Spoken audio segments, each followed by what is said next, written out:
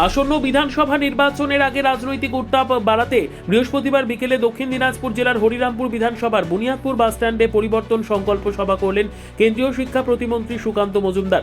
সভায় উপস্থিত ছিলেন বিজেপির সাধারণ সম্পাদক বাপি সরকার, দেবব্রত মজুমদার সহ দলের একাধিক নেতৃত্ব।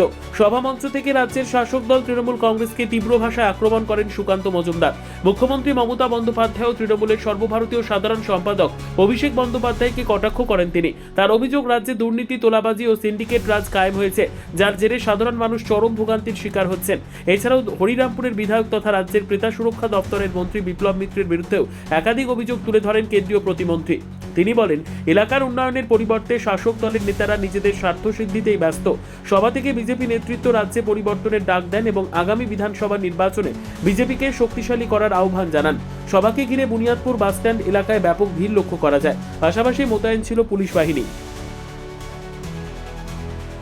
শুধু একটা ঢপের চপ ক্রেতা সুরক্ষা মন্ত্রী বানিয়ে দিয়েছেন, যিনি নিজের ভাই আর ভাইপো ছাড়া কাউকে বোঝেন না, নিজের পরিবার ছাড়া কারো কথা ভাবেন না, এই ধরনের একটা মন্ত্রী বানিয়ে ফেলে রেখেছেন, যার লাভ কিছু হয় না।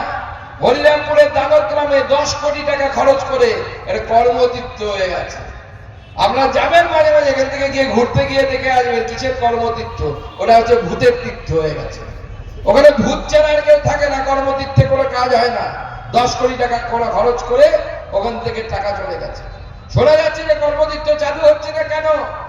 কারণ ওই একটা তৃণমূল নেতারা, ওখানকার তৃণমূল নেতা প্রেমচাঁদ নুনিয়া আর আপনাদের বিপ্লব বাবু মিলে এমন পকেট ভরেছে, আর কর্মতীর্থ চলতে পারছে না। সব দাদা আর ভাইয়ের পকেটে চলে গেছে, অন্য কারো পকেটে কিছু যায় না।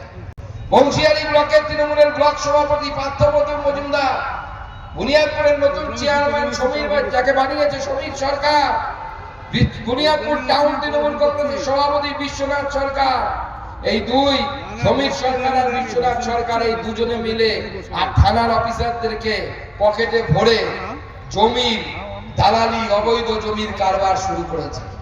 হিসেব রাখুন কোথায় কত টাকা রাখছে।